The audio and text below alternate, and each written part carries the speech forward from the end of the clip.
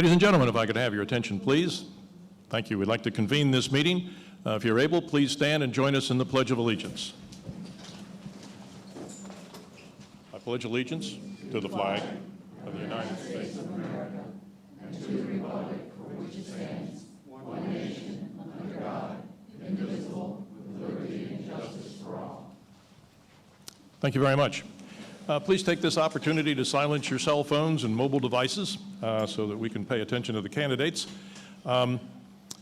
We expect Ed to be here shortly. I understand he was involved in a minor traffic accident up in Wilmington and is on the way.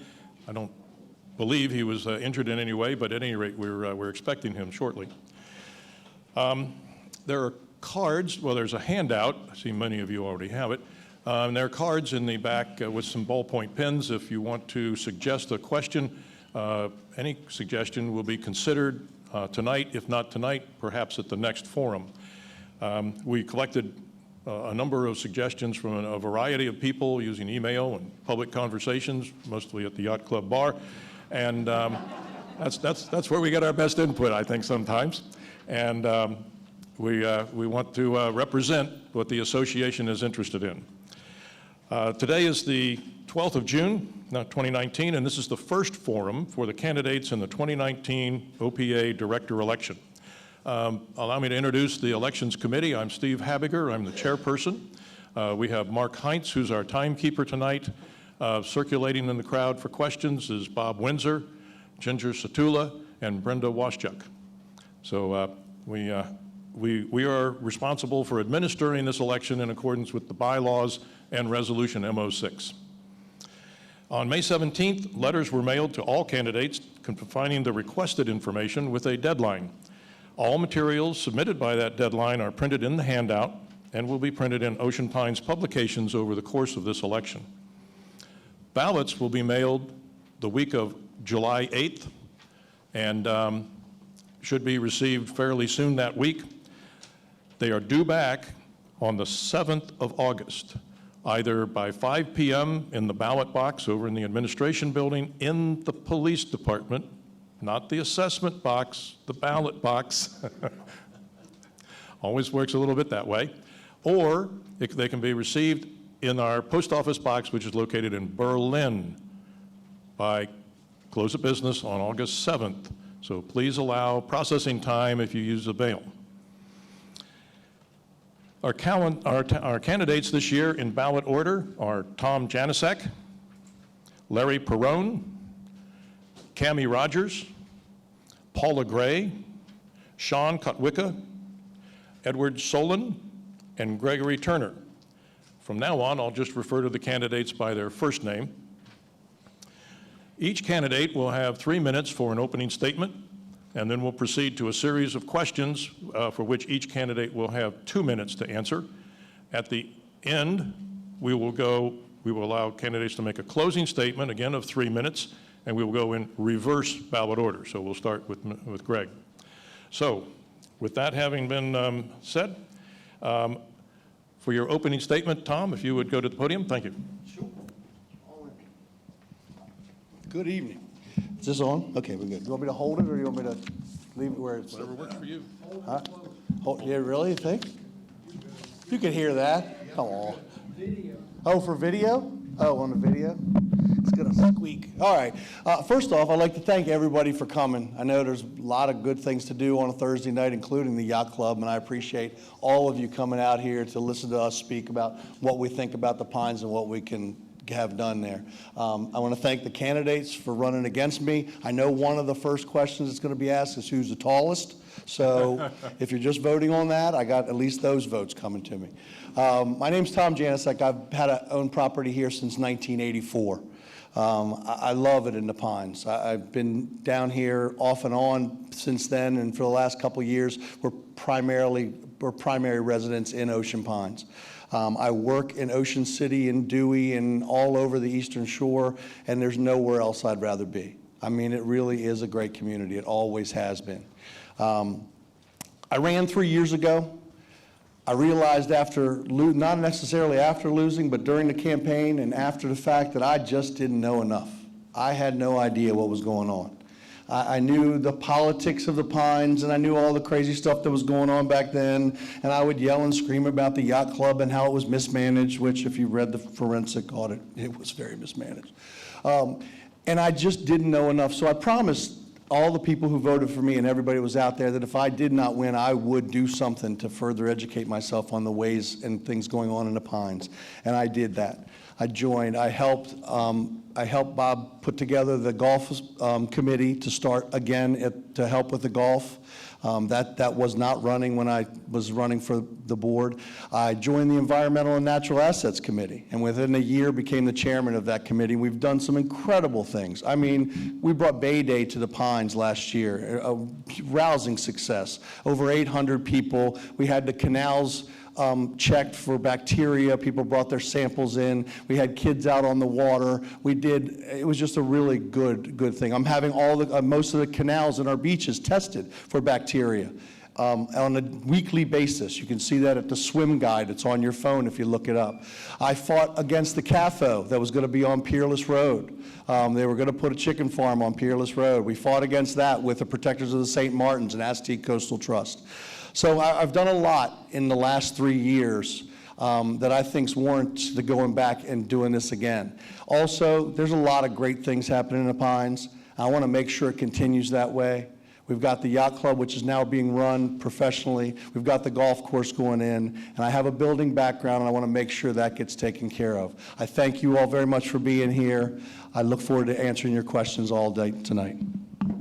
Look at that, right on the dot.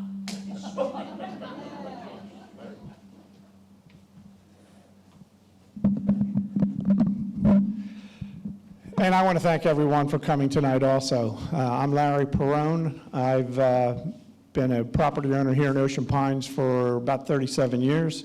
My wife and I have retired, and I've been living here on a full-time basis for the last 3 years. And I saw early on as a young man that this is the place we wanted to retire. Like Tom, we both ran 3 years ago, and neither of us were elected to the board. And much like Tom, I did pretty much the same thing. I attended the Residence Academy that one of the former general managers had that gave me an opportunity to look at everything that goes on here in Ocean Pines, and then joined the Budget and Finance Committee. And if you know, you've seen the financial issues we've dealt with. If you've looked at the forensic audit, that was the place to be to learn what goes on here in Ocean Pines. If the old saying is follow the money. I'm currently the chairman of the Budget and Finance Committee, and I can tell you that as part of that committee, I have seen a lot of the operations here and have become very familiar with not only our financial results and our trends, but I've been involved, as a result of that, I've been involved in a lot of other work groups. Our general manager is using work groups and taking advantage of the talent in the community to get things done. And if you've noticed, we're getting a lot of things done. I was on the work group that determined that instead of outsourcing our finance department, we should install the North Star software system. I was on the work group that evaluated whether or not we should outsource our entire management process, which we've decided not to.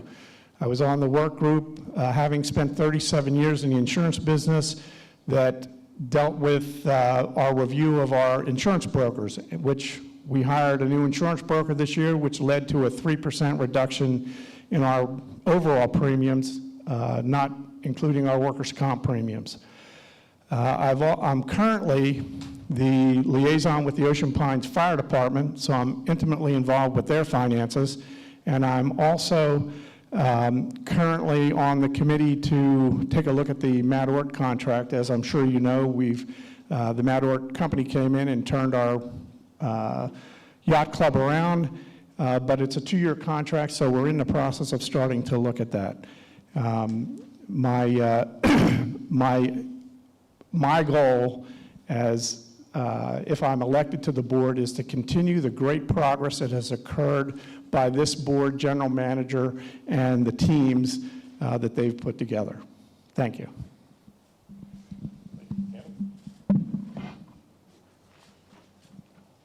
Thank you, and thank you all for being here this evening. My name is Camilla Rogers. For those of you that I know, I have shortened that to Cammy because nobody could ever say that when I was young. Of course, now Prince Charles has a Camilla, so it's coming back in vogue. My husband, Paul, who's in the second row, and I moved here 18 months ago.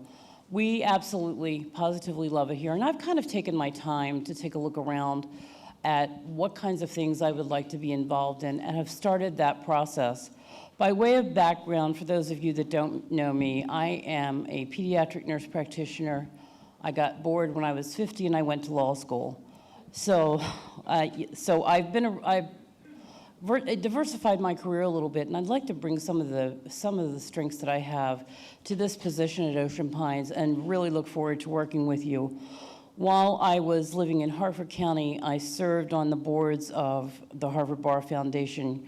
I was a mock trial judge and a team coach for many teams of young students who were arguing Supreme Court cases in the various schools. And there was a lot of time that has been spent in that. I've become very involved in our church, which is St. Paul's by the Sea. I have been working in the Shepherd's Crook Food Pantry, and find that to be a very, very rewarding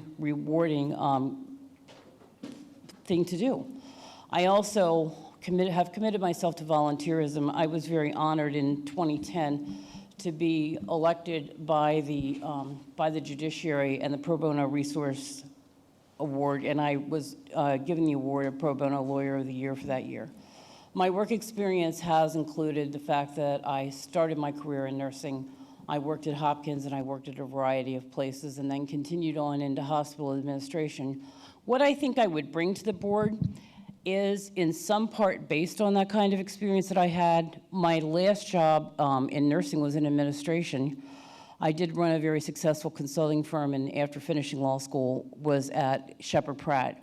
And I don't know how many of you are familiar with that institution, but at Shepherd Pratt we had to tear down a building and put up another one, because the first building was way too outdated. Strategic planning is something that I do very, very well. That took a tremendous amount of strategic planning, not only to move patients from one building to another, but I was in charge of the design team and worked closely with the architects at getting that building put up. So in concluding my remarks to you, I love being in Ocean Pines. I came here kicking and shouting just a little bit because I had lived in Harford County all my life.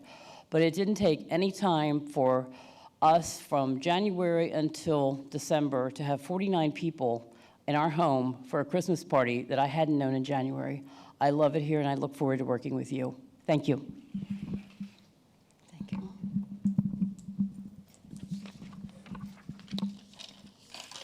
Hello, my name is Paula Roberson Gray. I am a wife, a mother, a grandmother, and a resident of Ocean Pines. For 32 years, I was a railroad yardmaster, a position requiring extreme planning, both daily and long time, decision-making, and a myriad of interactions with federal agencies, corporate departments, U.S. government, Maryland state government, as well as customers both large and small. Large, United Parcel at Christmas, which is insane, and small, personnel planning, training, placements, common ground finding among people who never thought they'd talk or even agree, with unions, corporations, and additional duties that were 3 pages of very small print. Each level had fiduciary as well as legal ramifications. I was a federal hazmat trainer, a train-the-trainer around the country, and a DOD contractual instructor after my retirement. My volunteer positions have included treasurer, then president of Friends of Downs Park, a nonprofit that I held for 4 years. By the way, during that time, we found that they hadn't filed taxes for 10 years, and it was a very quick learning experience. I worked with women's prisons, educational programs. I was appointed by Governor Schaefer to the Foster Care Review Board, serving children and families in peril for 4 years. I was a Little League and Girls Softball volunteer for 12 years. I am a UMBC graduate. I had 1 year of law school. I belong to the American Association of University Women. I am in the Ocean Pines Women's Club. I belong to American Mensa and I am a Coastal Bays National Aquarium Seal Steward volunteer, which means it's very cold and you sit there and watch and make sure they're safe. We still need volunteers. I am a former STEM volunteer. I've always worked and volunteered in my community. While I'm only a resident here in Ocean Pines, owning property of 4 years, I have a relative who lived here for many years. I am fascinated by how wonderful this place is. It's like a fairy tale when you've lived anywhere else. My concern is that the 1,300 or 1,500 people who voted for me last year have told me repeatedly I haven't been on a committee, but I've listened, and 40% of the people here are new. You can learn a lot when you listen. I want to thank you all for being here, for being at home watching, and for listening to what we have to say. Thank you again.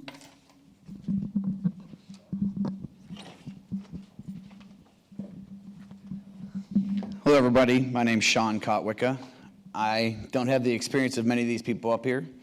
I haven't lived in the community as long as many of the people up here.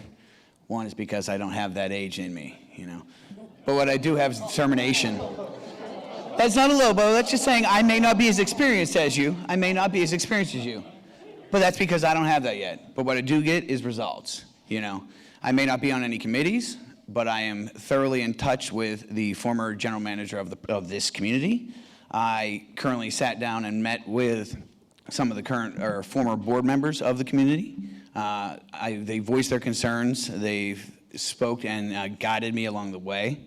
And I feel it's very important to have that background of people who are not currently on the board but have that prior experience. You know, some of the things I'm looking at is to be more transparent, to let the community as a whole know what's going on in this community. Some of the things are misguided, misrepresented, and I look to put those in front of those people. I'm 38 years old. I own rental property in here. I don't own property that I currently reside in. I did reside here for 4 years. Those are things that people are going to look at me and say, hey, why do you don't own property here? Why don't you live here? My wife likes a different home. That's it. That's the answer. You know, but I care about this community. I care about the properties in the community. I care about the property values and the condition and the outlook of this, you know, community as a whole. I'm hoping, you know, that my youth can add a different venture, a different side, you know, a different perspective to what is going on here. And it may be a curse, but I hope it's something that benefits everybody, having a different perspective, somebody less subjective living in the community and more objective looking from the outside in. Thank you very much. Let's go for that 3-minute lull right there. I guess that's not going to work. Put this back in here. It's like holding something that I don't like. Here. Okay. Is there any crib notes in there I can take? No? Okay. Hi, everybody. My name is Greg Turner. I've run for this position before, for which I'd like to thank the 771 people that voted for me. They got my message of just the outrageous spending and stuff that's been going on. But that's not the important thing right now. The important thing is just try and get along with everybody and try and get some of our projects going that are here and see if they're cost effective. I know we've removed a few buildings and a few other things, and I don't think it was quite fair that we did that. I thought it was a little underhanded, and that's one of the reasons why I ran this time. Last time I ran because it was we're missing $1 million, and then I found out as I sat here with the rest of the group the last time, it wasn't $1 million, it was $1,600,000. Now I haven't had a chance to read the audit, which I'm sure it'll be interesting to do that. I hope everybody reads that and sees where your money goes to. And that's kind of what I'm still running on again today. I think that you know, we need to have a better control and everybody have a say on what's being spent here in this community. I feel that, you know, we're spending millions of dollars for things that are unnecessary. One we've kind of already started. After you spend a lot of money to remodel a building and then you tear it down, doesn't make sense. And, we spent a lot of money on, some accounting programs and stuff like that, and some other things that are coming up. I just read in the paper about the center out here, the craft center, where that's going to be replaced. A little high on, I think, the costs on that. But anyways, I've lived here for 40-some years, about 42. I've seen everything happen and change. I was told by a good friend of mine that if you don't like what's going on, you change it. And if you don't want to do something to change it, then shut up. And I felt it was time to get up here and try it again. Maybe I can get my message out to a few more people. Maybe it'd be a little more understanding. It's been a long time for me here, and I appreciate living here. It's almost like a privilege to live here because this is a great community. Sometimes things just don't go the way they should, and I like to see that changed and like to see it go in a more reasonable manner. I appreciate your time. Thank you. Well, thank you, ladies and gentlemen. We'll, if Ed shows up, we'll figure out how to work him in and have it fair for him. We're now shifting to a series of questions which the Elections Committee has prepared based on input from a wide number of sources, and each candidate will have 2 minutes to answer each question. The first question is, the association has just completed a forensic audit. If elected to the board, what and how would you contribute to sound financial management and transparency? And we start with Tom, and we'll roll down in ballot order, please. All right. Forensic audit. So I know I'm not the youngest one on the panel. I apologize for that. But if you get an opportunity to read the forensic audit about the food and beverage operation, you can hear what the youngest one did the last time that he was on the board. So just saying. I did read that. I read the one on the public works. I think it was a whole lot of money to spend to find where $27,000 disappeared to. But then again, we had a situation where some of our employees, who are the backbone of Ocean Pines, mind you. These are the people that do the work that nobody else wants to do. They're the ones that are in here in the mornings. They're the ones that are out there cutting grass. Some of them don't work as hard as others, but a lot of them do. And they're the backbone of Ocean Pines. Some of our employees were accused of stealing from right here in this administration building. They were accused by the interim general manager. They took lie detector tests. They went before the Worcester County Police, and they were exonerated. It turns out that the money was taken from the bank. When the deposits got to the bank, they didn't get deposited into our account. That's what happened. So I didn't feel that it was the right thing to do a $200,000 forensic audit, but after reading through it, there's a lot of really good information in there. There's a lot of good information that's come out of that about how we can rework the system and do things completely differently. I mean, there's some nepotism within some of our departments that shouldn't be. There's some things that are going on that are going to be changed. There's some things that have already been changed. And I shout out to Colby. She's doing a lot of proactive things. A lot of the stuff that is on that report are already being changed. The policies that we have about handling cash and handling checks are already being taken care of as we speak. So I think if we take everything that's in the audit and we go one by one on their recommendations and we actually do the work to make sure it never happens again, it'll make us a stronger fiscal financial community. Thank you.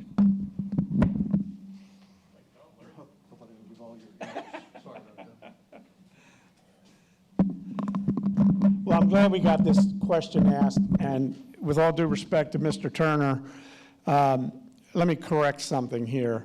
We are not missing $1,600,000. The forensic audit will tell you that we were missing $27,000 approximately in bank deposits. And quite honestly, we knew that before the forensic audit took place. Our general manager at the time was the CFO, and he's the one who, after finding out what happened, notified the board, notified the police, and the investigation ensued. This idea that we lost $1 million, that missing $1.6 million, was created by the media, and it's a bit of hysteria. The problem that the forensic audit told us is that the former acting general manager made very poor decisions while he was the general manager. And those decisions included increasing the operating hours of the beach club. He also overstaffed. He entered into contracts that he had no authority to enter into, which later had to be broken. And quite honestly, we just recently had a contract that still came back that we had to buy out of, or that we paid into, and the work will never be done. So the things that concerned me that I saw in that audit, I know, and again, as being the chairman of the Budget and Finance Committee, I know that John Viola instituted those changes almost immediately when they were discovered prior to any investigation. And the issues with the Public Works Department have also been dealt with. The thing in Public Works that concerned me the most was the fact that signatures, that dual signatures were not being put on checks. So I'm past my time. Thank you. I, too, have read the audit. I spent a great deal of time over the past week reading the audit, and so I do have to agree with everything these two gentlemen have said. I think you're right on the money, and I had heard the stories about losing $1.6 million and someone had stolen it, and then was surprised when I read the audit to actually see that that was not the case. But I'd like to take a little bit different tact with this, if we can, because I agree with them, so, just ditto. The thing that I would like to tell you about is what we do with that moving forward. I think that the Ocean Pines community is entitled to know how we're going to handle the results of that audit. It's very encouraging to me to hear that the yacht club is in the black, and many of the amenities are in the black, and that's good news. That's very, very, very good news. So how do we get that news out so we don't fall into that same kind of trap that we had previously?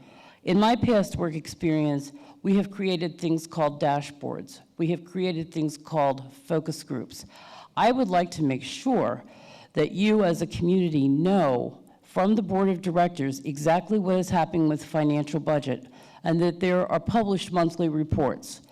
Those kinds of things can be published on our website. They can be published by flyers. They can be published really just about anywhere and give the community a very active voice in what is happening here. Fiscal responsibility has to be our major target, and we're moving right now in a very, very positive direction, but we can only get better. We can only evaluate what is needed in Ocean Pines, plan for it realistically, and communicate that to the citizenry so you know what is happening, and you can give us as a board the feedback that we need. Thank you.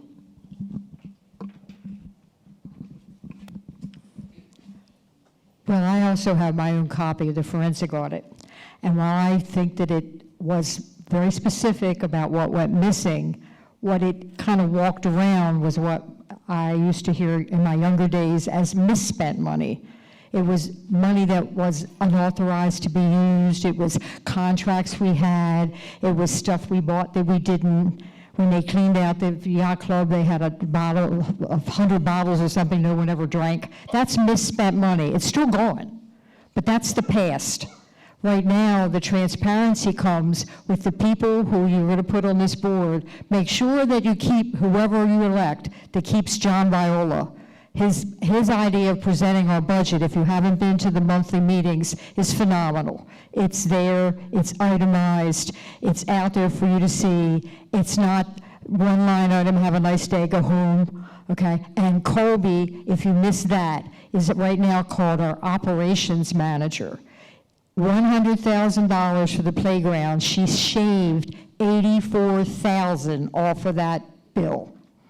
What we need to do in the future with transparency is make sure that you have an idea from the Finance Committee what they're planning to do so you can watch it as it moves along, not look back and say, oh, why did we do that? We need a lot less. Why did we do that? You need to participate. You need to show up. You also need to watch and look, whether it's printed somewhere, but make sure that we keep people like Viola and Colby to protect all of our interests here. Sounds like I'm pushing for them to run right, but when things are in the black, let's make sure we keep them there. Have a good day. All right. You know, we talk about transparency all the time, and Mr. Viola, as he presents the budget, it is a very good thing. But when they present the budget as comparable to budget, that is not transparency. You need the truth of the actual numbers that come out and are produced. When you say comparable to budget, that is not exactly what is coming in and out. We state that the yacht club is in the black. If you look at it thoroughly, you see that it is not in the black after bonuses were paid in there. So we were actually in the back. We were actually very good, much better than the year before. But after bonuses are being paid out as the contracts that we put together for them, we were actually not in the black. I spent 13 years in the restaurant business. I moved my way up all the way through there. So this forensic budget I'm very familiar with. The prime cost of a restaurant, the labor cost, food costs, what it takes to run and operate a successful restaurant. And I see where the waste was, and it was by mismanagement. It's great to have Mr. Viola be the acting general manager, but we can't have him sit there for 6 months or a year. Unfortunately, we need checks and balances. We need an outside eye as the general manager that looks over what the board of directors does, those numbers that come across, and checks those. We can't have a board member also be the acting general manager and fall back into what has happened before. So we need those checks and balances, and we need to be a little bit more transparent and be clear with how we present those budgets. Thanks, Sean.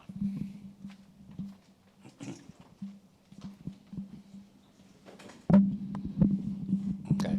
First off, like I said, I didn't get a chance to see, or I didn't even know we were done with the financial audit, because I didn't, my cable company doesn't provide me with local government access television.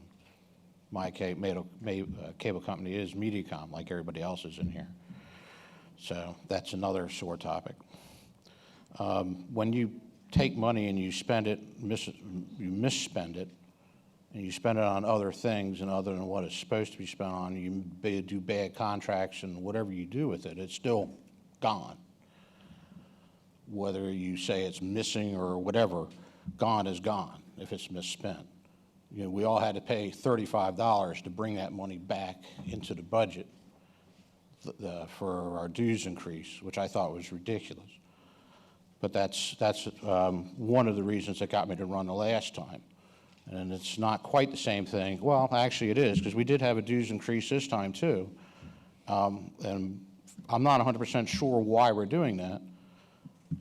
But I think that that's something that we all need to pay attention to, and a lot of people are overlooking it. A lot of you out here, you know, a couple of dollars here, a couple of dollars there, you know, but it adds up when they raise your dues, and you don't always know what it's going for. And we have people here that are being allowed to spend large sums of money without any input or any vote from the people that own that money. I think that's a problem. I agree with Sean on the audit and stuff, that we should always have oversight. No matter who does it, it should be an outside source, somebody that doesn't have any ties or anything. But I'm out of time. Thank you. Thank you. Starting with this question, we'll start with Larry and proceed down in ballot order, and then Tom will be the last to answer. The board is considering a referendum to ask the members to support a series of fines for properties that are in violation of the declarations of restrictions. Would you support the imposition of fines, or would you discuss your ideas to improve the overall enforcement of declarations? Well, this is a tough question for me. I can, and at the board meeting last weekend, you can see both sides of the argument. Mrs. Sika, who stood up and talked about the home next to them on Bramblewood. I know the Sekas, and I've seen that property, and it's a problem. I also understand that this is a great community. We don't want to turn it into a ultra-authoritarian operation. But over the years, we have seen homes in the community that are run down, and you don't have a lot of options. Most of the homes that are in those conditions are homes that have been repossessed by the banks, and they're not going to do anything to those properties. The best we can do is put liens on them and try to recover our money when the house sells. Now, the one thing we can do, and I think that what we should do more often, is at least go in and try to do the exterior maintenance on the properties and add those charges to the liens. Again, this is a tough issue. My personal opinion, I don't think I would like to see those fines implemented as long as we're taking more aggressive steps to control the properties that are blighted.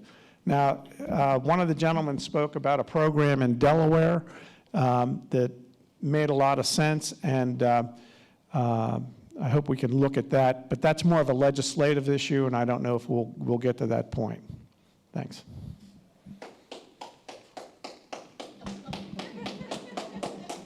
You're welcome, Jim. Thank you. I believe that as we look around at the property in Ocean Pines, much of the property is very nicely maintained, and it makes me proud to live here because people do care about this place and care about their property. But let's also take a look at the blighted residences that we have. I have driven in and seen some of them. You have driven in and seen some of them. And we wish we could get out of the car and see what is actually going on there. Because having blighted properties is one of the things that is going to detract from our property values. And we must have some action to go on there. So how do we do that? I'm not sure I really know the answer to that, but after being in law school, we know where to go to look these things up, and so I would do that kind of thing and try to gather some input from some community focus groups.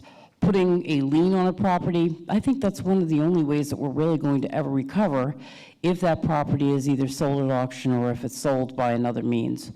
So I am really, truly all in favor of ensuring that blighted properties have the attention that they need and the detail that they need. Are fines the answer to that? I don't know.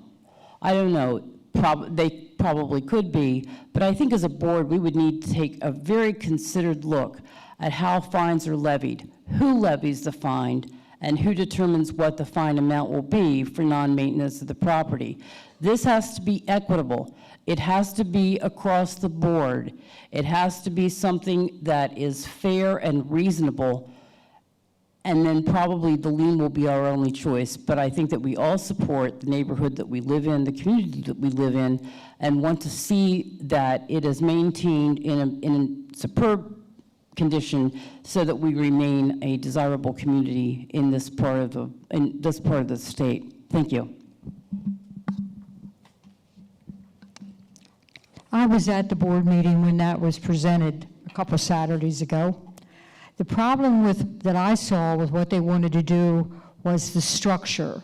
You had, 2 weeks from the time that they had sent you the letter to correct it. I moved here this year. You can't get a contractor to answer the phone in 2 weeks. Okay, so what happens if you can't get it done? Now you've got a fine. Now you've got a clicking time bomb. Okay, what happens if your neighbor says, I don't like that? Now you have, I don't like Ivy, or I don't like this. I think we need to step back. I think we need to take 6 months to a year. I think we need to go to the process before where they were talking about, was it a residence formula or whatever? You came here, you knew what you had to do and whatever. And then you have to look out for the people who might not be in a position to do the repairs. I think you need to look hard at the realtors. I think you need to look hard at the banks. They own these properties just like you own yours. Let's not talk about a lien to a realtor. I've heard the remark, I don't want to tell my owners because they'll give the property to someone else. Okay, you need to find a way to reach these people and reach into their pockets to make sure that they are telling the owners the work needs to be done. They might not even be telling them. It's a good idea to try to stabilize what's happening here, but we do not need to do it at the end of a pen or at the end of a checkbook. Okay, we need to take a year, 6 months to a year. I understand where the gentleman that introduced this came from. In Columbia, Maryland, you can get cited for having your hose turned the wrong way. So be very careful when you hear this come up. Make sure you participate, make sure you vote, and realize what it could do to you if someone looked hard at your house.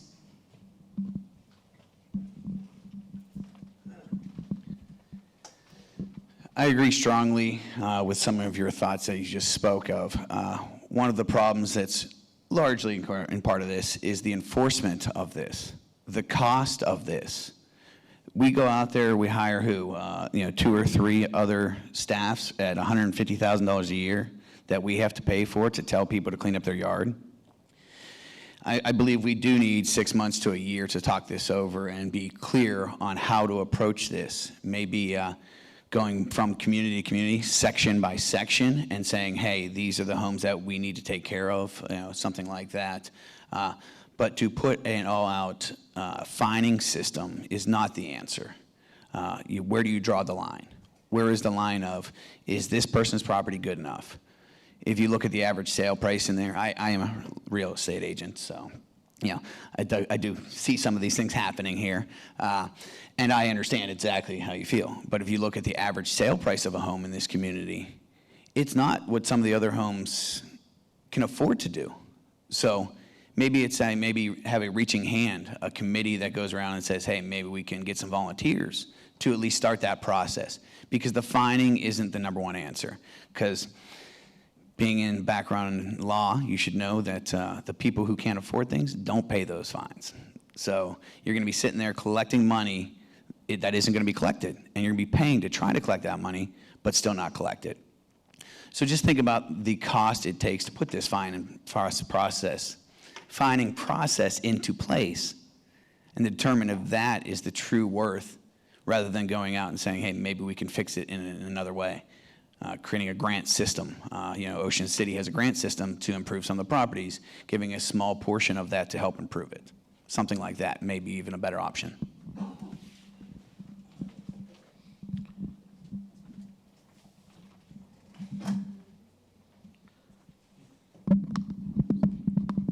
Personally, I don't think you should have a fining system. I don't think that a homeowners association can make fines and levy fines on their homeowners. I actually have a call to a friend of mine she is a lawyer, and I wanted to ask her about that, and she hasn't returned my call yet.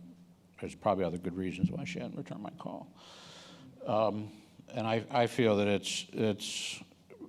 we used to have a program here in the Pines that the maintenance department, after a residence received 3 or more complaints, and usually pertain to grass, that the maintenance department will go mow the grass, send them a bill. The problem happened that one of the people that they went to mow the grass was a board of directors member, and then the second person was a friend of the board of directors member that played tennis together. Somehow that program got quickly scuttled. And it actually worked very well, and people responded to it because most of the things are grass and maintenance, aesthetics on the buildings. A lot of the buildings that are up for sale and being foreclosed on, you're going to have a hard time with that. It's true, a bank's not going to want to put any kind of money into it. They want to get as much money out of it as they can and get keep their losses down. But I think that some of the places, just knock on the door, talk to people, instead of sending them a letter or a phone call or something like that. How far would it have gone in Waco if the feds went and knocked on the door of Mr. Koresh instead of sending in a 80-man SWAT team with tanks and helicopters? It might have been a whole different ballgame. So let's try a nice subtle knock on the door and see what happens.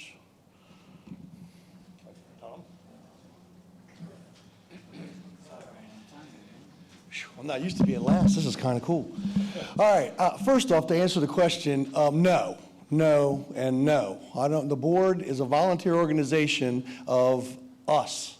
They are basically homeowners that volunteer to be on the board. They have enough responsibilities dealing with everything on a one-day-a-month basis. I certainly don't want to give them the responsibility of issuing fines to the people in the community. It just doesn't need to be that way. By the way, we have a declaration of restrictions that is built into the Pines. It's been here for 50 years. It lays out a plan, not perfect by any means, but a plan on how you deal with derelict properties. That's what happens. I think a lot of times what happens, however, is like with Bramblewood, it gets passed down from board to board. Nothing happens. So, and then some of them do get taken care of. We do have the authority if we get an order from a judge to go on a property and cut their grass. So that needs to go. I do agree that sometimes you have to talk to the homeowners. But if we impose fines, half of these homes are probably into foreclosure or on their way. They're not paying the fines. We'll get a lien, but we'll be third behind probably 3 other liens and mortgages, so that's not going to be picked up. But if we can figure out a way, like on Bramblewood property, I know Colby's already been over and talked to those people 3 or 4 times, and is trying to help them out and getting their property up and looking a little bit better with help from Public Works. Now, a lot of people might say, you know what, why should I have to pay for my neighbor's property? It's not that many properties. Sometimes people need help. I'm not saying give people welfare, but let's figure out a system where they can pay us back on a monthly basis or something. Let's help out the people that can't get it done. As for the foreclosure properties, I mean, you got to get in touch with the banks and the people who have these things under foreclosure and see what you can do about getting the money, but they're not going to do anything until it sells. But no, I would not agree in giving the board an authority to fine any homeowner in Ocean Pines. Thank you. Cammie, you're up first for the next question. Why did you decide to run to be a director? I decided to run to be a director because I have developed a very strong love for this community, as I said. I also have traits and skills that I think I can bring to this position, things that I find challenging and things that I think will be of benefit to the community. You know, you wouldn't have to pay a lawyer $90,000, I'm just saying. But at any rate, the things that I bring to the community are a very sound basis in mediation, a very sound basis in strategic planning, a very sound basis in developing focus group referrals, and a very strong history of volunteerism. And so my enchantment in wanting to be a part of this board is that I think I can make a difference.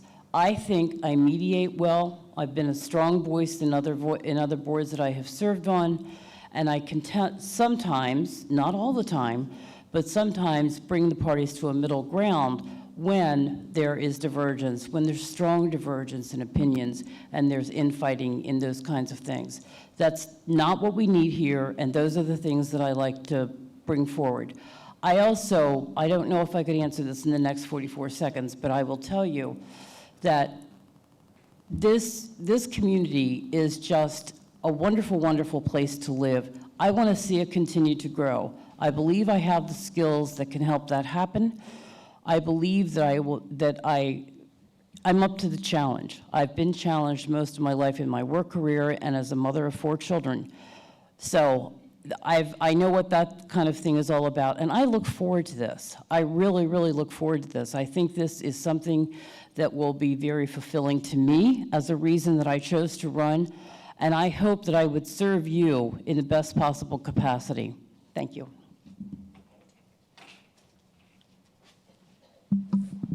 Well, I was a member here as a community for 3 years.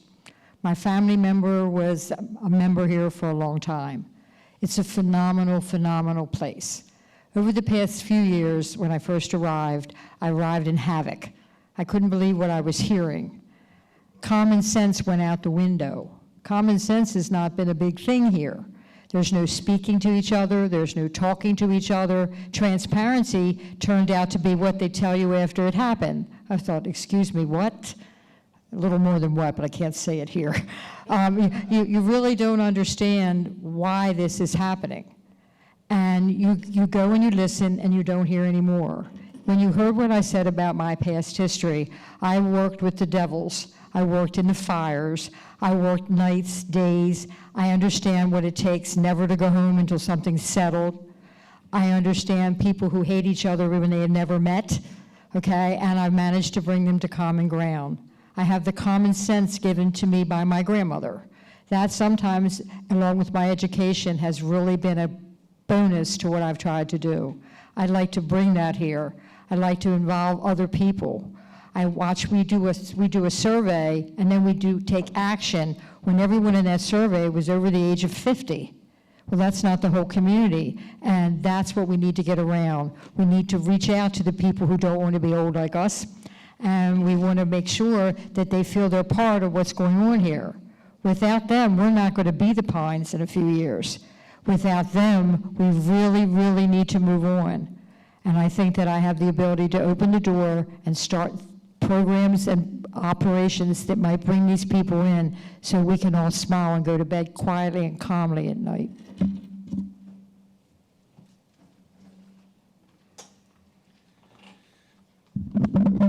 So why a young whippersnapper like myself wants to run for the board of directors in Ocean Pines? I'm a glutton for punishment. I love to take a beating. I love to get yelled at. But truthfully, I see the problems here. Large problems in the restaurant industry. I spent 13 years in the restaurant industry. I ran a very successful restaurant for about 6 or 7 years as the manager, as I moved up the way into the general manager and whatnot. When I left, it dropped more than $1 million in sales the following year. Somebody needs to know what's going on in things like that. In my fraternity growing up, I moved into the presidency of there, so the organizational activities there, something simple in a college level. And trust me, it's much harder to manage 18-year-old drunken frat boys than it is a community of senior citizens, in my mind.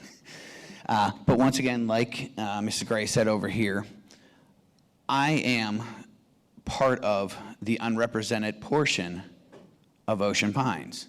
The members that sat on the board for the past few years were not people who rent property here.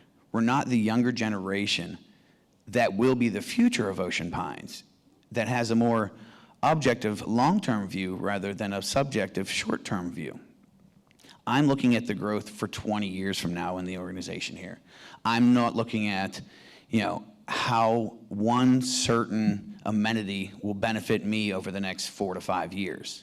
I'm looking for the long term of this community, and that's why I want to run for the board.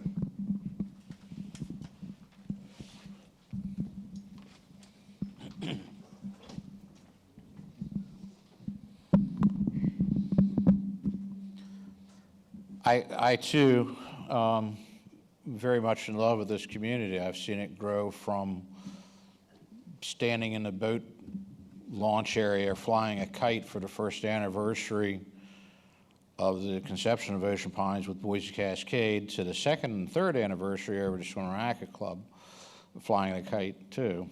Seems to be a pattern there. And it's just been a great experience to see this community grow and come along the way it has. The amenities we have are second to none to anywhere else here on the shore, and I'd like to see them stay that way. We have a water quality here that is probably some of the best in the state of Maryland.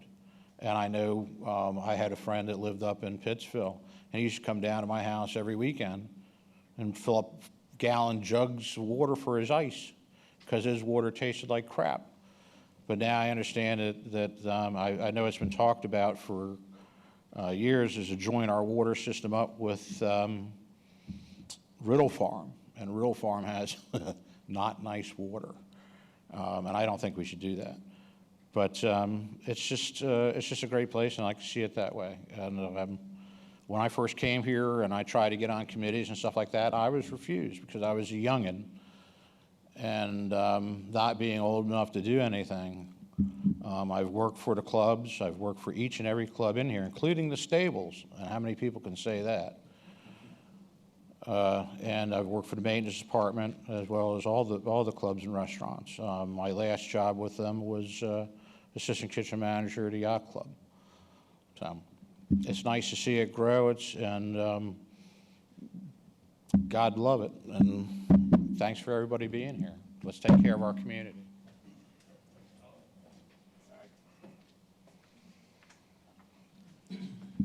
So everybody always asks me, why are you running for the board, especially around the yacht club? And I always have the same response: free golf. And then I realized on Saturday when I was at the pickleball tournament that they have down there, and Barb and I walked maybe a block into the pickleball courts, and the pickleball people were like, hey, we have stuff we need you to do. I'm like, I've been running for the board for 15 minutes. And before that, I was at the beach club, and the guy at the desk checking people into the pool was like, why can't we get a key card here? Why can't we get a gate card here? I said, honestly, it's been 15 minutes I've been running for the board. I'm not on the board. So I quickly realized that I will not have any time to play golf. So that's going to really irritate me to no end. But that I also realized that the biggest problem we've had in the last few years is communication. People have problems. They call this person. They never get an answer. They don't hear back, and nothing gets done. And when they do hear back, it's later on, and a lot of people are here all day, all week, not working, retired. You don't get an answer for a week, for 2 weeks. You start getting irritated. Then you start calling the board members. Then you start calling other people. Now that is starting to change a lot. Colby was at the meeting on Saturday 2 weeks ago and said, if you need something done, you email me. She had 13 emails. She took Obi from Public Works, and they went out to all 13 properties, 5 of which are already taken care of. 3 have already been subbed out to get stuff done, and the other ones, they're working on it with Public Works. That's what has to happen. When you have to have a line of communication, it goes from here to here. You shouldn't call Public Works and not get a call back. You should have somebody calling you back. And it should be the same way with the board. The board should be able to respond to you and let you know what's going on. I got a phone. You got a problem? Call me. If you think there's no transparency, call me. That's what I want to do with the board. Thank you all.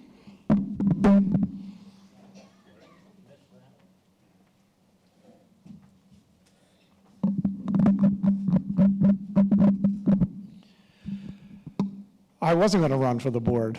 And then we've been able to accomplish so much in the last year and a half, thanks to the current board, our general manager, and the committees, and the change in attitude on how things are being done here. I'm hearing a lot of talk about transparency. I got to tell you, all the meetings are open.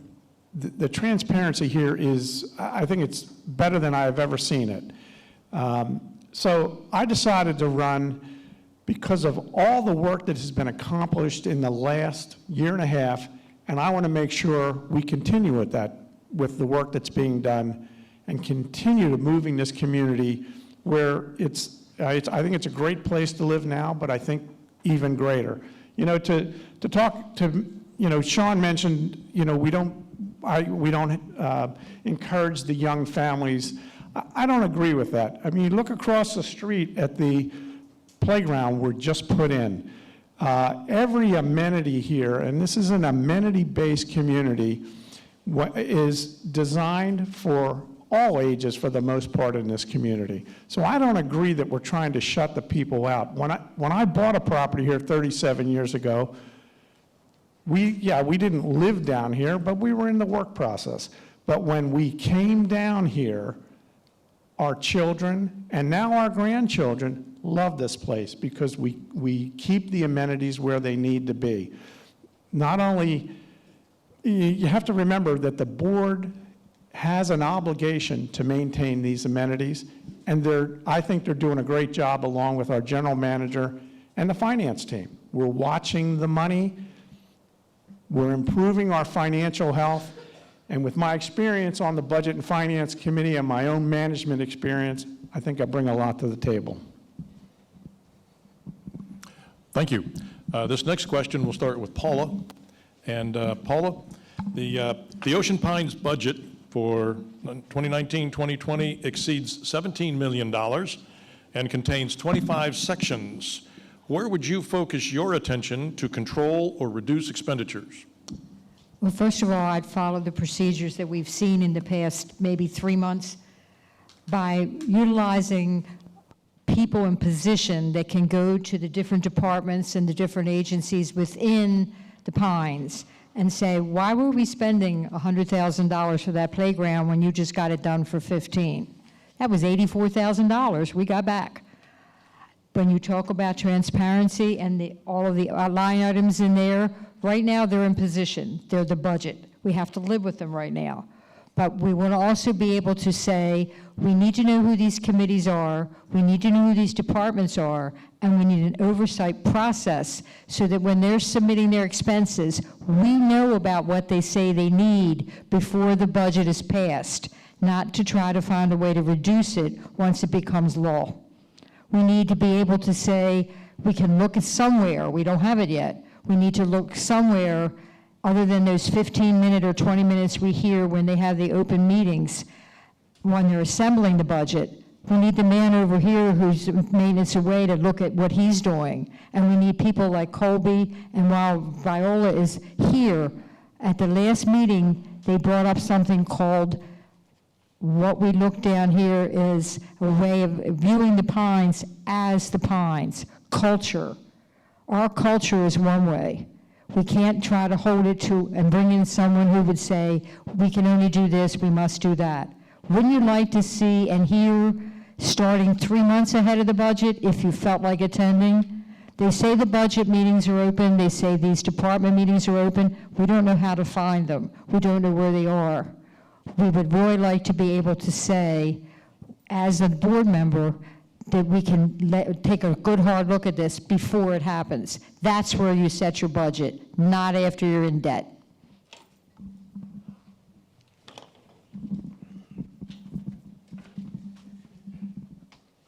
Could you please restate the question one more time? Sure. Got to wait for the microphone to come up.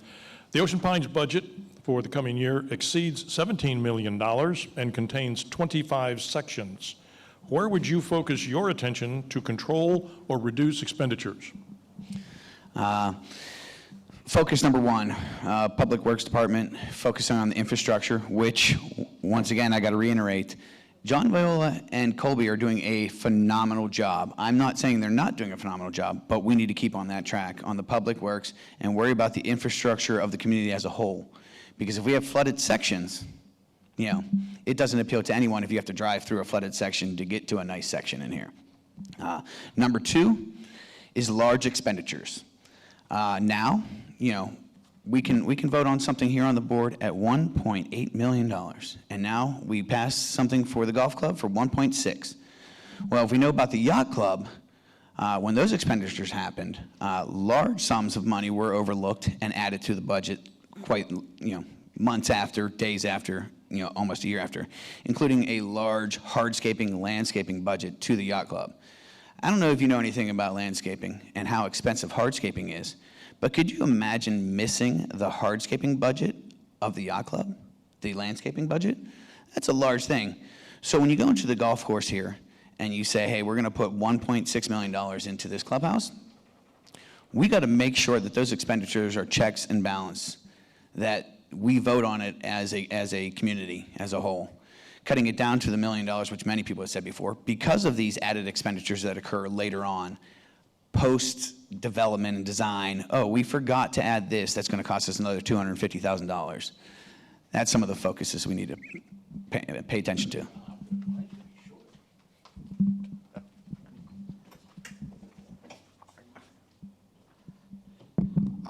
I'm going to be short here. He said pretty much everything I was going to say. So, you know, on capital expenditures and stuff. And that's just been the history of the community is, you know, so Sean, what he said is what I'm saying. So I agree with him. So that's pretty much the long and short of it. So y'all be happy with that.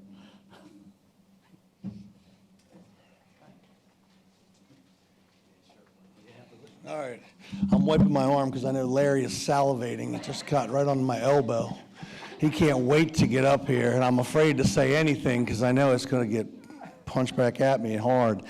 But the budget is a guideline for the year. It's what we're trying to get to so we break even at the end of every year. Unfortunately, we had the anomaly that was last year that put us in a $1 million hole that we had to dig our way out of. When we redid the budget this year and got the $35 increase in assessments, personally, I didn't think it had to happen. I thought there were some cuts that we could have made in different departments. I thought there were some things with the Matt Ork Group and the Yacht Club that weren't added in, like the amount of banquets. We had no banquets. We actually lost money on banquets 2 years ago, and right now, we're ahead by 250% on banquet income. When the numbers come out for May for the Yacht Club, it's going to be the biggest May in the history of the Yacht Club. And it will surpass everything that was done 2 years ago in June, July, and August combined. So my thing is, it's a guideline, but we do have to look at the forensic audit and look at some of the things that are being done, some of the checks and balances of where the money's going. It doesn't seem like a lot. I think you said nickels chasing quarters or quarters chasing nickels in one of your statements, and there's a lot of little money going around that's not accounted for. You know, there are people sign, if you don't have, you have to have 3 signatures at Public Works if you're purchasing anything over $5,000. If you're looking at the audit, majority of those weren't done. So to me, that's just something that has to be looked into, and we have to have a checks and balances on all the money going out of the Pines. Make sure that everybody knows where it's going. It should be accounted for. And then we'll look at the numbers at the end. The Budget and Finance Committee will work their magic, and hopefully our assessments can go in the other direction next year. All right, Larry, it's all warmed up. There you go, my buddy. Well, let me correct a couple things. First off, the Yacht Club is not in the black. The Matt Ork Company made about $200,000 with their bonuses, and Ocean Pines lost $80,000, which is a huge improvement over the last couple years. But the question is, what would I look at the budget to try to save expenses? A perfect example for anybody who has managed people's or organizations understands that our biggest chunk of money goes to salary and benefits. 42% of the budget is salary and benefits.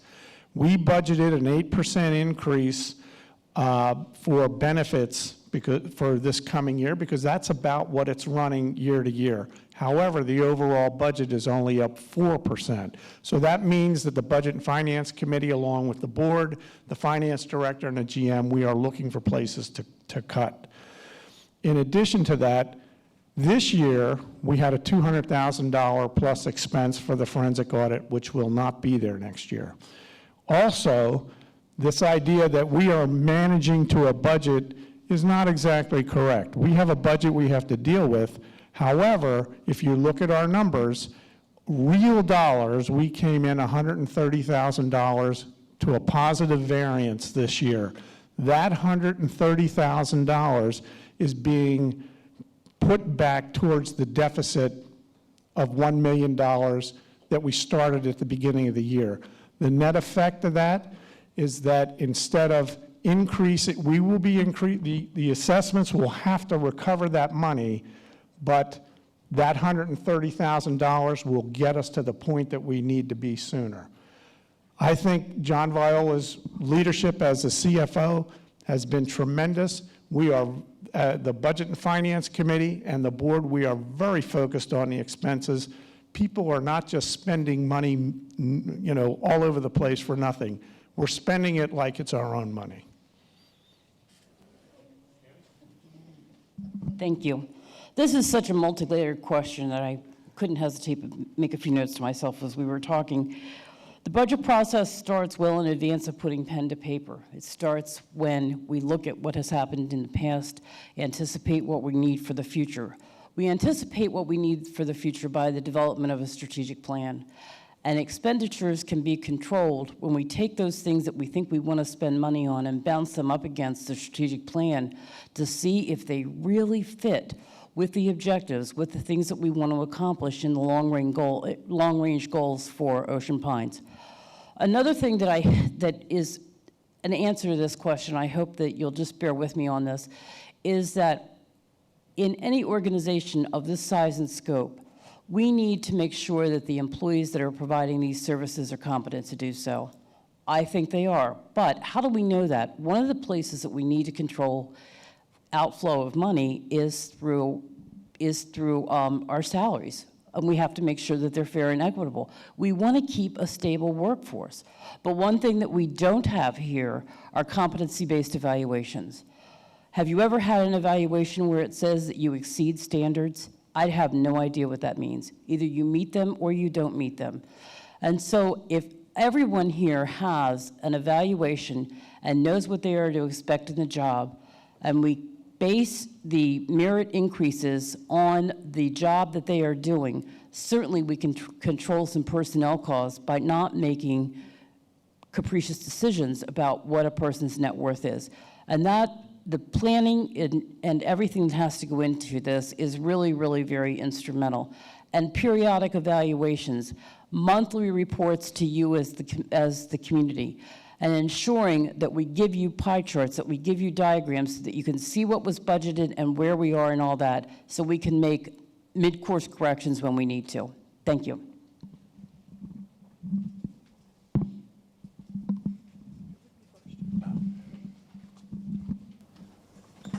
Yes, Sean will lead this first question, but before we get there, I just wanted to tell the audience, I've been informed that Ed will not be able to attend tonight. He's okay, but a combination of side effects from the fender bender that he was involved with, told he's just simply going to be too delayed to make this forum, but he intends to attend the next forum on the 22nd. So glad to hear he's okay. Unfortunate. So starting with Sean. The bylaws allow the Board of Directors, by a vote of the majority, to commit up to 20% of the annual assessment for projects.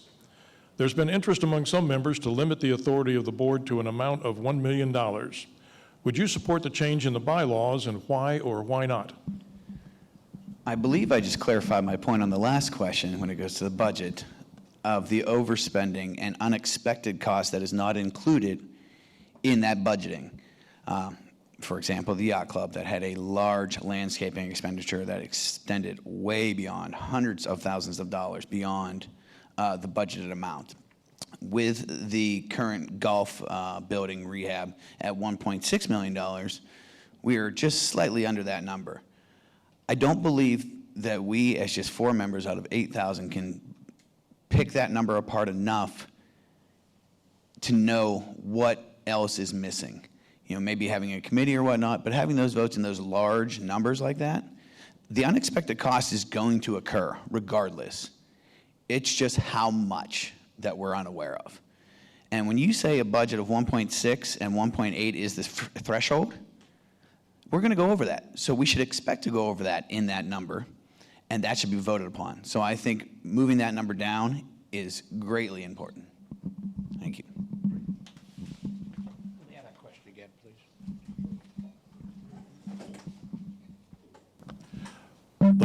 The bylaws allow the board, by a vote of the majority, to commit up to 20% of the annual assessment for projects. There has been interest among some members to limit the authority of the board to an amount of $1 million. Would you support the change in the bylaws, and why or why not? I'd absolutely support it. I think that the board of directors shouldn't even be allowed to spend $1 million without the approval of the citizens of our community. There are certain occasions that it would be necessary, if it's an absolute emergency, that I would say that they would be able to go over that or go to that $1 million mark without a referendum. But as far as permanent and fixed costs or fixed structures, things, no. Everything this even this little thing out here should go as a referendum to the community. The country club especially should go to a referendum so that people know exactly what they're getting, exactly what they're paying for. Right now, the country club hasn't been used for quite some time. There was just a large building sitting there, pretty much empty except for the pro shop and the showers and a snack shop. So now we're building a bigger building, and which may or may not get the full use and benefit out of it. So I think that to spend that kind of money without everybody's input is not the right thing to do, but it is it's a thing that should be done, so that we're not just throwing money down a rat hole, and everybody would know exactly what's being spent and exactly what's being built, and not just wasted money. Thank you.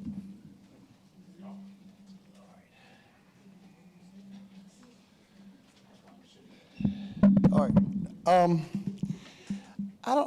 I don't think that we need to change the bylaws to reduce it from 20% to 10% or 15. Frankly, once the country club is done, I don't even see anything else, and we're going to do the administration building. There's not a whole lot of major expenditures that we got coming up. I mean, you know, if we could put together a maintenance plan for all these brand-new buildings that we have and all this brand-new stuff we have going on and get that on the books, which Colby, by the way, is already working on. I met with her the other day. She's got this whole long list of maintenance for our public works employees to do. I think we can upkeep all these buildings and not ever have to spend 20% of our assessments. Secondly, if we can get our budget in line and manage all of our amenities and manage Ocean Pines, our assessment can go the other direction, and therefore 20% of it would be a lot less than $1.8 million. So that's where I would go with it. You know, to go to referendum, it sounds like a great idea. I remember with the yacht club, how that worked out. You know, all these wonderful pictures of a building falling down, but yet the second floor was still open to use. That was really wonderful. And then wonderful pictures, you know, shiny object, shiny object. The next thing you know, we're spending $5.5 million. And I use it, so I love it, don't get me wrong. But I just think if you're going to go to referendum for every $100,000 purchase we're going to do, we'll never get anything done. We have a hard enough time getting stuff done now. I mean, you know, we've gone over the country club for the last 4 years. And frankly, you couldn't go in there last year because there was a puddle in this pro shop. You know, John had to close the back office because it had mold in it after they fixed it. There was still mold. So we fixed the downstairs, and we still didn't do any maintenance to take care of the stuff we fixed. So I would say leave it like it is. I don't think we're going to have that many major projects. And secondly, let's put together a maintenance program for all these new wonderful buildings that we have and make sure that they're up to snuff all the time. So we don't have to go back and do this again in 15 or 20 years. Thank you.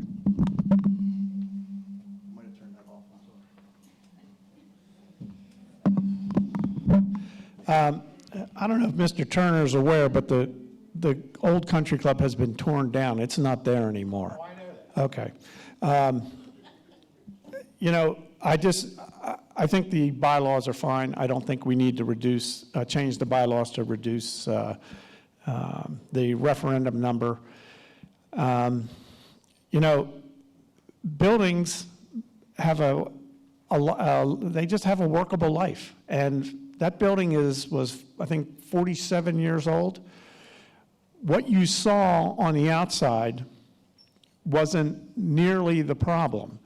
The slab under that building was cracked, and water seeping up into the first floor, causing mold.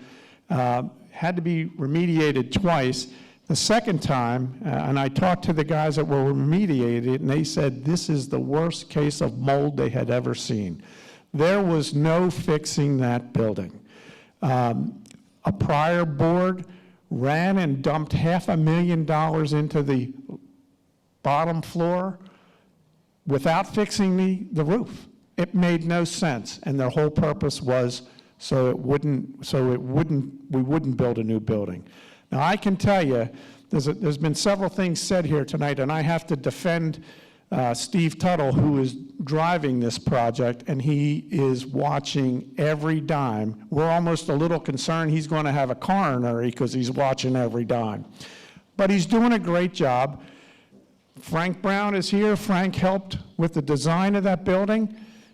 You know, we are doing everything we can to bring this in at 1.475, which the contractor said they could do.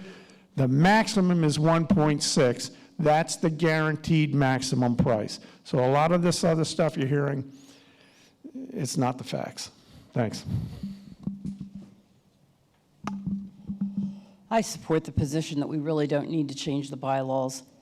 I don't think that that's necessary, and I hate to see us get ourselves wrapped around referendums that have to be continuously voted on. And that is, when we try to do committee delegation on important projects that are fitting with the goals for Ocean Pines, I'm not really sure that that gets us anywhere, because people really would like to see some immediacy of action. People would really like to see that the amenities are being taken care of. And I really appreciated your comments about preventative maintenance. That is the crux of maintaining a building. That has to be on a schedule. That schedule should be public. You should know when these buildings are going to be maintained, who's going to maintain them. Is it going to be outsourced? Is it going to be someone from Public Works that's going to do it? And exactly how that is going to be done. So I would really encourage us not to make a change in the bylaws, because that's going to slow things down. And when things need to be done, they don't need to be slowed down. They need to be acted upon in a timely manner. To have to bring the community together to vote on a referendum is not going to accomplish that objective. Thanks. Oh, I don't think we should have $1 million limit. I think we should have a project limit. When you saw the $1.6 million come out for the builder in the contract, over here in real small print was that word called exclusions. Okay, our Public Works people did this. Was there an expense to that? What part of the budget did it come out of? Who paid for it? We're going to reuse the fixtures. We're going to reuse the kitchen. We hope the foundation's good. We're not moving our electric and our water. This building's been sitting there. I'm sure that the builder wants to put it in the same exact spot. We need to have a project limit, what it really is going to cost to do it from A to B. When that's submitted and looked at, if that stays under the 20%, we're fine. But that's what happened at the yacht club. There was no project limit. All of a sudden, whoops, okay? We don't need to pay for whoops. We need to figure out what it's really going to cost us from the time that they tear it down to the time we open the door. That $500,000 was being put out by our people here. They kept spending and spending. Now they say the foundation was cracked and it caused mold. I think one of those exclusions was foundation, if I'm not mistaken. So what happens now?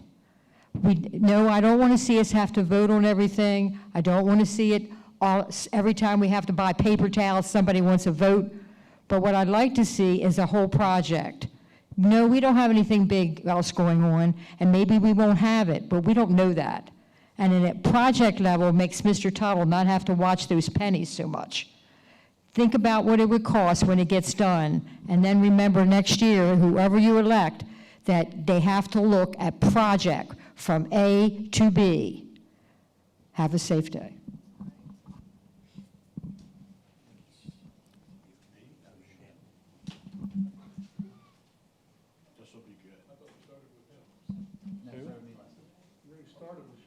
Good, let's not start with me. Yeah. And why I'm sitting here, I think, Steve, I voted for you last time, and I think you are doing a good job. So don't sit there and cry and yell and get mad at me and throw stuff when I leave. See how easy I am to confuse. This is our last question before we move into the closing statements.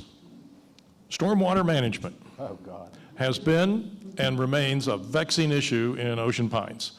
If you are elected to the Board of Directors, what actions and initiatives would you undertake to help resolve this? You know, that's a great question. I was always taught that water does not run uphill. The sad thing is that some of the places here in the Pines are lower than what they should have been. That's back when they built the community and designed the roads and stuff like that. They weren't really expecting some of the heavy rains and stuff like that we had, and if they were, they didn't care. Some of the places back on Cannon, I think it's Cannon Drive, and back in that area on the south side, back in between Ocean Parkway and the Route 90 Bridge, I've owned property back there. I've built on property back there, and I've had my property underwater back there. It's a tough thing because, what do you do with that water? Where you divert it to? I'm in a place right now on Moonshow where both my neighbors drain their water into my backyard. So on a good rain, I have 4 to 8 inches of water sitting in my backyard until the sun comes out and it goes away. So, what do you do? It's a very good question. I'm not an engineer. I wish I was. And it would be nice to see a good civil engineer, Steve. He didn't like that. To look into it. But I just don't know, unless you raise that property up or you bring in pumps or storm drain with pumps, where you're going to put the water. I think you're going to have problems with the state of Maryland where to put it to. It's just a problem that needs to be addressed and needs to be looked at. It's going to take a while to fix, and it's going to take a lot of places and groups to get in on it, especially it's going to take a lot of the state of Maryland to let us put water onto their property and to drain it away and get us to run drain lines down Route 90 into the bay. And I can't think of any other way to get rid of the water. It can't run uphill. So it's a tough decision. Somebody's, we got to work on. Thanks. All right. So you all know we were built on a swamp, right? So there's water all around. And then all of a sudden we go from 1,000 homes to 5,000, 6,000. So we're covering all that swamp with impervious area, and the water needs a place to go. So I agree. It's my biggest thing that I want to work on, if I'm on the board or if I'm not on the board. I'm already working on it as far as that goes. I don't want anybody to have to wear hip waders to get to their houses. And I have friends who have bought right back here and have to do that on a big rain. So I'm already working with the Environmental and Natural Assets Committee. We're working with Maryland Coastal Bays and Frank Piorco and DNR, and putting together grants, looking for grants for Ocean Pines in order to get us an environmental engineer. We've done engineering studies before, but they were building engineers, and we're gonna get environmental engineers out here, and we're gonna look at ways of regrading the areas we can in Ocean Pines, not necessarily digging deeper ditches, because it just gets you closer to the water table, but moving the water in a way that it was made to move through our channels on the outsides of the roads. Also, some of our vacant lots. We're looking at putting rain gardens in, pollinator gardens, things where the water can go and collect in the Saltgrass Cove areas. That's a project that I've put together. I've talked with, again, Frank. I've brought Doug in on it already. We're really looking hard at getting this done. This is something that's of dire importance to Ocean Pines. I mean, a lot of homers, and every year it's more. I mean, we had the most rain we've ever had last year. I mean, I vacuumed underneath my house every 3 weeks. It's insane. So it happens to everybody. Believe me, I want it to be gone too. But the only way we're going to do it is figure out the grading, get an engineering study and a survey done by somebody that knows what they're doing, and get it moved to places that aren't occupied or out to the rivers, but it's got to go through a filtration system before it gets out to the rivers. We don't want all those nutrients going out into the waters. I'm very against that as well. So I am working on it. I promise you, whether I'm on the board or not on the board, I'm working on that.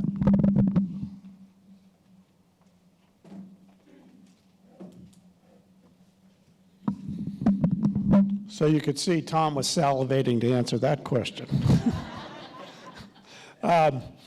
Tom's absolutely right. We're built on a swamp. This is, again, a multi-leveled problem that I'm not exactly sure what all the answers are, but I do know this. If we can't get grant money like Tom is talking about, this is a very expensive project. The one thing we can do is make sure that our existing channels and drainage ditches are clear. And right now, I think that's taking place. I can tell you over the last, prior to general managers, it was not taking place. So it's an issue that I know the board is fully aware of. I don't think it's been teed up for resolution at this point, but I agree with Tom. Most of our large projects with the finishing, when we finish our 4 construction projects that we have going on, I don't see any large projects in the future, but this may be the one that may take, I think it's going to take years. I don't think this is a quick fix. And I know Tom has done a lot of work on this. And again, another example of someone in the community volunteering their time and trying to solve a problem. And that's really what the community is all about.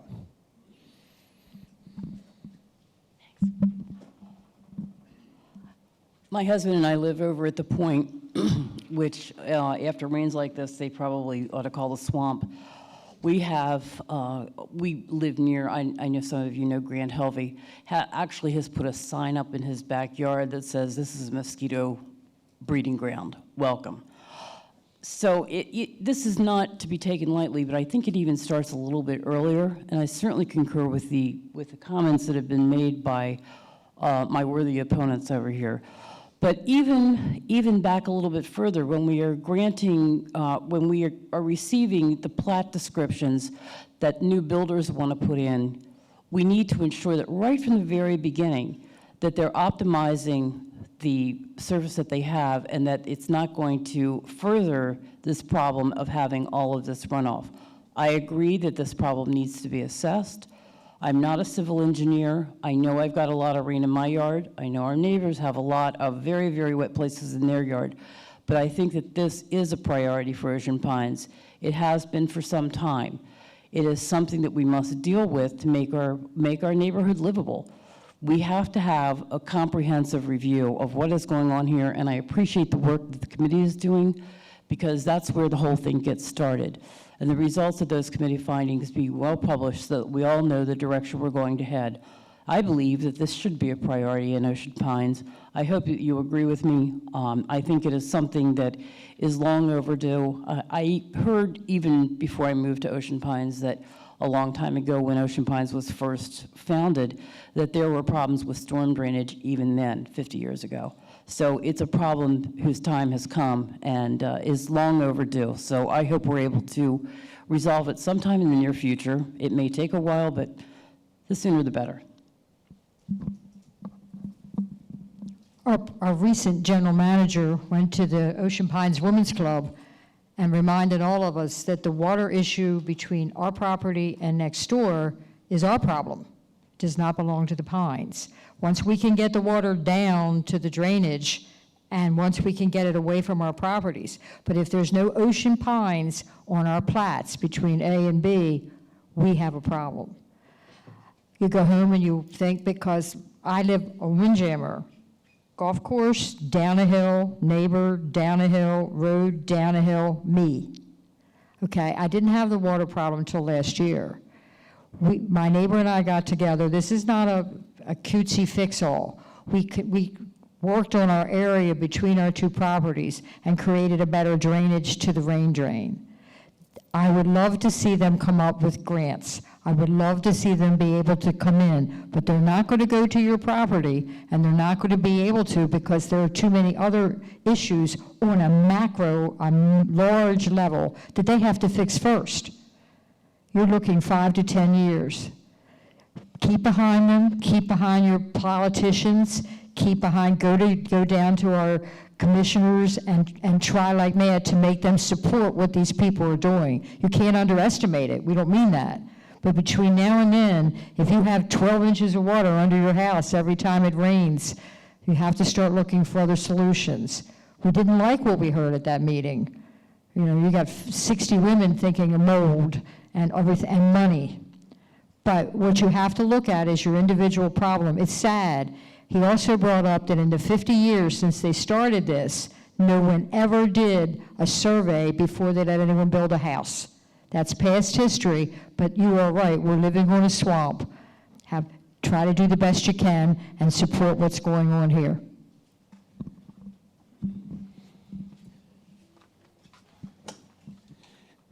This is a rhetorical question. Obviously, this is one of the most outstanding problems within here. Stormwater management is just beyond the scope of anybody standing up here.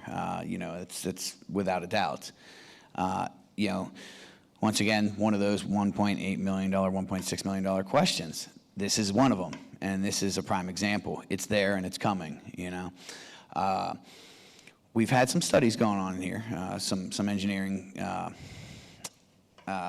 reviews of the properties and whatnot. This is a good one. How about we take 2 holes of the golf course and put ponds there for stormwater management?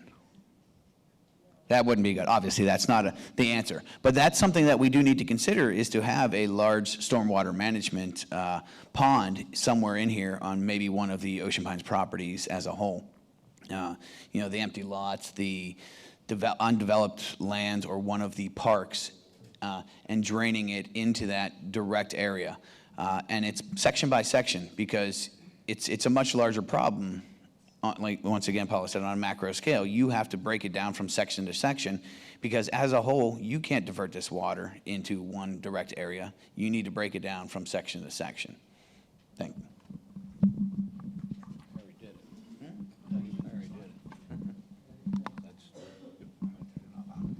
I don't either. Well, don't get Thank you. That concludes the questions that we have for this forum. We have a number of questions that were submitted by the audience. Some of them were covered tonight, not all, and we'll be considering additional questions for the next forum, which will be Saturday morning, June 22nd, from 10 to noon, right here. So we'll have each candidate will have 3 minutes for closing statements, and we're going to go in reverse ballot order, starting with Greg.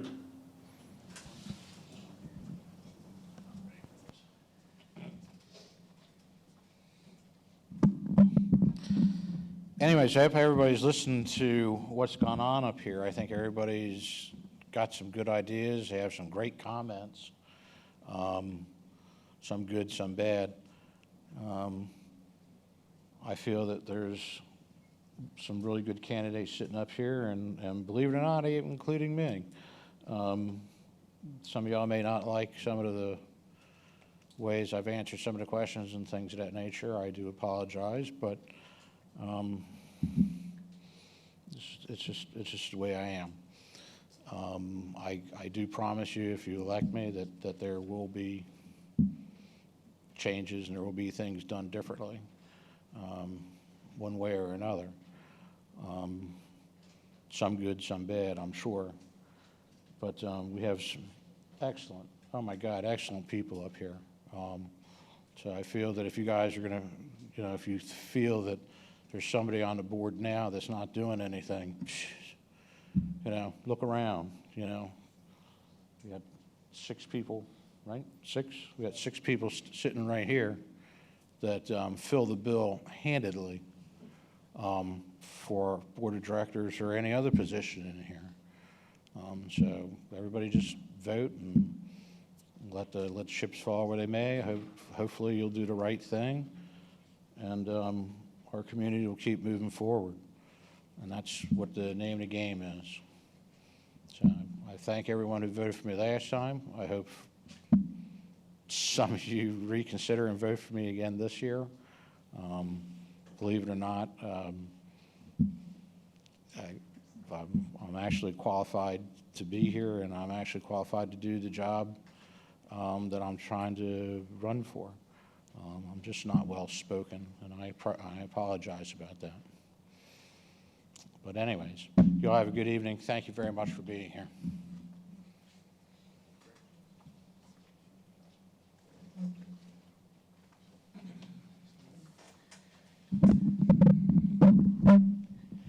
I may not be as well-spoken as some of the others standing up here. I may not have the long-term education is there, but my background is pretty strong. Like I said once before, I ran a fraternity, but I also moved up into a traveling leadership consultant where I took on 42 different universities of this organization and taught them how to improve their systems, their organization, how to move forward. In 1999, I became a certified carpenter. I was, at that time, a member of the National Association of Home Builders, so I understand construction costs and things like that. Me and my brother owned a kitchen and bathroom remodeling business for a few years while I was attending college. I'd go home on the weekends, and I understand the budgeting of that as well. I sell real estate in the area, so I understand the concerns of home values and beautification of the community as a whole, and that is part of my livelihood. So I care nothing more than to make this place a beautiful place for the long term. I don't disagree with the actual building of the clubhouse. I don't disagree in any way that it needs to occur. We can't continue to put lipstick on a pig and cover things up. These need to occur, absolutely. But we just need to control them to the best of our ability. We've made great strides in the last, year and a half to 2 years in this community from what had happened before. Once again, Tom speaks, it's an anomaly. It was, absolutely. It was a circus, what went on there. And that's why I say we need to have a general manager in place that is from an outside source, not sitting as a member of the community, looking at it from an objective stance rather than saying, hey, I'm a member of the community, what do I have here? I'm not saying that anybody's doing a bad job that's there, but we need to make sure that checks and balances is in place for the future. Other than that, and I do have, once again, I have 13 years in the restaurant business, which is a large issue in this community. The overspending, under budgeting, things that occur in the restaurant here was, this year was much better, but we can't continue to offer a bonus structure on a loss, on a negative. We need to make sure that it matches up and those numbers actually become clear. And they are doing a great job there at the Yacht Club, 100%. Have a good day.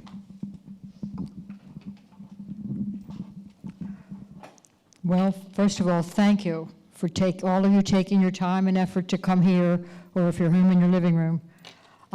Also remember that in my history, I did a budget of $2 million a year starting in 1979 through $8 million a year when I finally got out of there in 2006. It was a corporate budget, it was regulated, it was part and part of everyone participating. We had 30 line items, we didn't have 58. But again, I hope you will see from my history that I do not take on responsibilities without thought. That once I have pledged, vowed, or hired on to do something, I have always strived to give it the very best that I have. Definitely, I'm not afraid of hard work. And I also know what hours and hours of commitments are. I can reiterate pages and pages of what I did, but I think when you consider electing someone, it's more important for you to know or try to understand who they are. That is usually very important for you to believe that they will do what they say and they will work to the best of their ability for you and yours. It also makes it easier because if something doesn't go your way, knowing the person has ethics and that the better possibility came out, even if it's not yours. I do hope you listen to all the answers here, even if you have to go home and review them. They'll be on YouTube. You can contact me personally. Phone number 443-255-9561, pjgray180@gmail.com, and I will take the time to answer your questions. If you want to put together a group of people, I will show up. After these problems tonight and what you've heard, the last thing I would like to do is ask you to decide that I deserve your trust and that we can move this forward. Thank you, and thank you very much to my husband of Raymond in 40 years, who has helped me through all the times, made a lot of his own dinners, and understands hard work.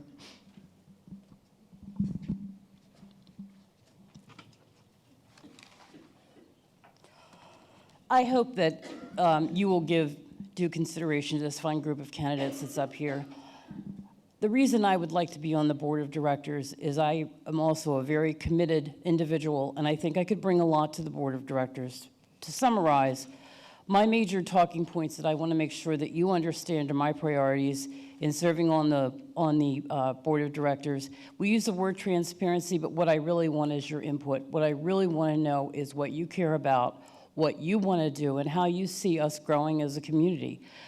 And that can certainly be accomplished by having focus groups, by having Having more frequent communication, my husband suggested that we tweet, but I don't think I really want to do that. My second objective is looking at the upkeep of our homes. We had some good discussion around this tonight, and I think that it is going to be imperative that we do what we can and listen to the candidates, listen to the committees about how we bring homes in compliance, because it does affect all of us and it affects our property values. I also mentioned that I believe in competency-based performance evaluations. I think it is a way to keep personnel stable, to keep them satisfied, and to keep them wanting to work here. Because without a stable workforce and with constant turnover in the human resources ranks, we are starting from square one over and over and over again, and there is really no sense in doing that. And the fourth objective that I would have, again, and I've mentioned it several times tonight, is that I bring to the table some very, very sound strategic planning. I, too, would be available to any of you. Paul and my husband made me some brochures, so. We have good husbands who cook and make brochures. So if anybody would like any of those, please feel free to take one. My interest in wanting to do this is very sincere. I have worked in many, many leadership positions. That's a trait and a talent that I would like to bring to this job here. I have served as a mediator in some major court cases and with businesses who were suing each other to try to bring them to some sort of resolution. That's one of my strong points, I think. At least I hope it is. I've been told that it is. And so I would like to bring those skills and attributes to you here at Ocean Pines to work diligently on projects. I know the amount of work that is involved in this, and I am certainly ready, willing, and able to step up to the task. Thank you.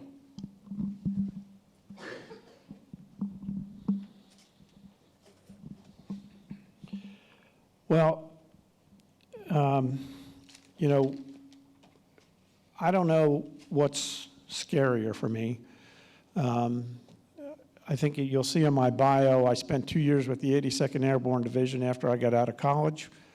I have 48 jumps, and I don't know if if I was more scared jumping out of that airplane the first time or wanting to be on the board of directors. I don't know. But I have to tell you this, and I'm not coming with any particular agenda as you have seen in the past. I think we are on the right track. I think from a financial basis, we are on the right track. I think we're getting the community amenities where they need to be. And my objective is to keep the train moving forward. However, there are some issues we have to deal with. And from my perspective, the major issue at this point is getting the association financial health back to where it needs to be. Now, we're on the path of getting there. We've reduced that $1 million, where we started as a $1 million deficit last year. It's down with the 130 being shifted over. We're at about $870,000. We still have a couple more years to bring that amount down. The real objective, if I'm elected to the board, I think the one financial issue that we haven't dealt with is a new capital reserve fund. If we buy something new today, it is taken out of our operations funds, and that directly affects the assessment. What I'm proposing, if I'm elected to the board, is to take a percentage, and for example, 10% of our depreciation reserves, our replacement reserves that come in, put that aside into a new capital reserve fund and build that fund up to a particular point, probably not to exceed $1 million. Put some controls on it where, you know, maybe we only have authority to spend, the board only has authority to spend up to $500,000 in any 1 year. That way, we'll be able to we'll have money put aside for new capital projects without directly impacting our assessment.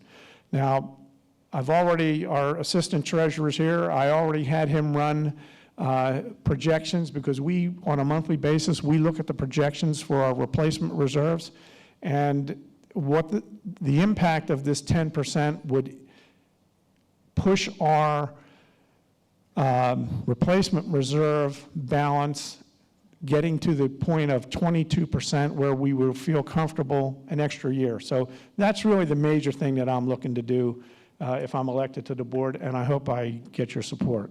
Thank you. Thank you, sir. Thank you all for coming out. Man, this is exciting. I get to start you off and end you up. This is the greatest, like, my favorite thing in the world to do. It's better than auction off storage units. It's just an exciting time. We've got so much great going on. The yacht club is packed every weekend. Everybody's having a good time. The numbers are positive. We've gone from $1.2 million negative to close to $200,000 positive in 1 year. Nobody thought that was going to happen. We're building a brand new country club. How long have we needed that? I mean, mold everywhere. Let's go. I mean, not everybody golfs. I do, maybe 3 times a year now, and maybe not at all after this. And we have some other great stuff going on. I mean, I would say I'll leave all the financial stuff to Larry. He's smarter than I am in that, and we have some great candidates, and they're all so smart and have such great ideas. I just want to say that the committees and the people that work in the Pines are deserving of a lot of credit. I mean, Larry and his Budget and Finance Committee doing the budget, and Steve getting on the board after doing the Elections Committee, and dare I say, Sharon O'Hare with her group and takes care of the memorial thing. Holy goodness, that was awesome 2 weeks ago. Man, still can't stop crying after seeing that. And that gets me to my last point. I want to be on the board. Don't get me wrong. I tried before. I didn't know enough. I really want to be on the board. I've got a lot of things done in 3 years. I mean, some of them people might not like, but nobody stepped in poop at the memorial, so there you go. But we also put together a proposal for all the mailboxes on the environmental committee. We've got a proposal sitting on the books in that administration office somewhere to replace all those broken down mailboxes with a roof and a solar light so you can go there at night, make it a little bit more, a little more safe. I fought against the CAFO with Protectors of St. Martin's and St. Coastal Trust. That didn't get built. Whether I did it or anybody else did it, who cares? It didn't happen. And the drainage thing, I really am working on that. I'm not kidding you. I'd be happy to show you the paperwork and everything I'm doing with Maryland Coastal Bays. But what happens is you get younger people, and I want to thank Sean for that. I know I gave you a hard time by saying you're so much younger than me. And by the way, you're only 2 years younger than me, so there you go. But there are a lot of younger people in this community that want to do more. Trez Dank, who was on the Parks and Recs committee, called me the other day and needed dirt for the Bainbridge Park. Had a whole bunch of volunteers that were ready to spread it. He just couldn't get it. Nobody from Public Works would call him back. I called Colby. Colby calls, what's his name at Public Works? I just forgot his name. I'm sorry, I go on tangents. And next thing you know, he's got dirt. 2 seconds later, he goes, man, we're going to have a lot of people there. Hope we don't have to dig too much stuff out of it. I said, do you need filtered dirt? He goes, yeah, that'd be great. Boom, we got filtered dirt. 2 days later, he's got a whole group of people making the park great. We have a lot of young people that should be involved in these committees. And if you elect me, I'll still work with the Environmental Committee, hopefully as a liaison, but thank you all for coming. I really love Ocean Pines. I'm very passionate about it. Come to the Yacht Club any weekend, you'll see that. But remember one thing, if I could, please vote. Last year we had 66 votes that were unaccounted for. She lost by 20. They were unaccounted because they came in 1 day late. Please, everybody vote and vote early, and vote for the tallest person. Thanks. Well, on behalf of the membership of the association, I'd like to express thank you to you for volunteering to run for the board. We very much appreciate you doing that. Please join me in a round of applause.